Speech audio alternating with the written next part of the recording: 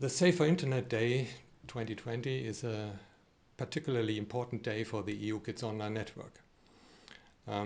We have just published a comparative report about country studies in 19 European countries, in which we partly repeated our survey in 2010, which was a kind of benchmark study at that time to provide empirical evidence about what children and young people experience with online media.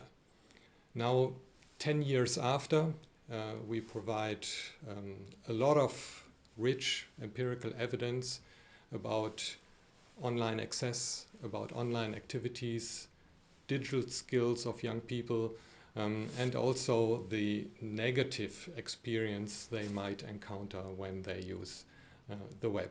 And finally, we also asked children and their parents with regard to their social context. For example, if their parents or teachers or friends were able to help them when using the web. The full report will be published on our website, eukidsonline.net. For further information, you'll find a lot of methodological and information as well. And if you need further information, please contact the national teams of the 19 participating countries that you also find on the website. The EU Kids Online study is unique in two respects.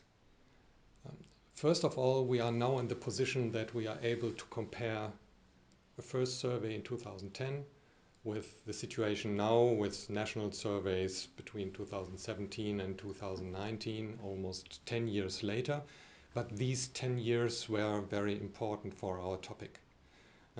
Just as a reminder, in 2010, almost no child used a smartphone. Today, in this recent survey, online usage is smartphone usage.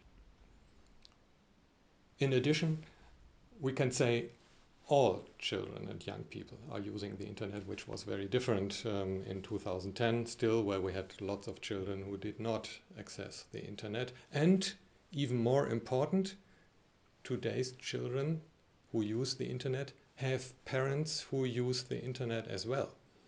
In 2010, we had many children who had no support at all from their parents because they didn't use the internet. So the constellation of our topic is really completely new, and therefore it was time to provide a new overview of these empirical data. This was the key issue of the comparison between 2010 and today. The other point of uniqueness of this network's research is the European comparison, the comparison between different countries. Looking at these differences, you are confronted with transnational truth, if you would like to call it like that, findings that are the same or very similar throughout Europe in all the countries that we have researched. For example, particular gender differences like the preferences of boys for games and so on, but also emerging topics. So in all the countries we observe, for example, that an issue as sharenting emerges as something that makes people think about the advantages and disadvantages of online communication, makes them think about children's rights compared to their parents, for example, who just publish photos of their children without their consent. So this is an emerging issue that we observe in all countries. Besides these commonalities between the countries, the interesting thing is about the differences between different countries. We cannot explain all of them, but just to give an example, in most countries, for example, we find that children who have experienced something negative, something that bothered them, they are most likely to turn to their peers, to friends, in order to talk about it.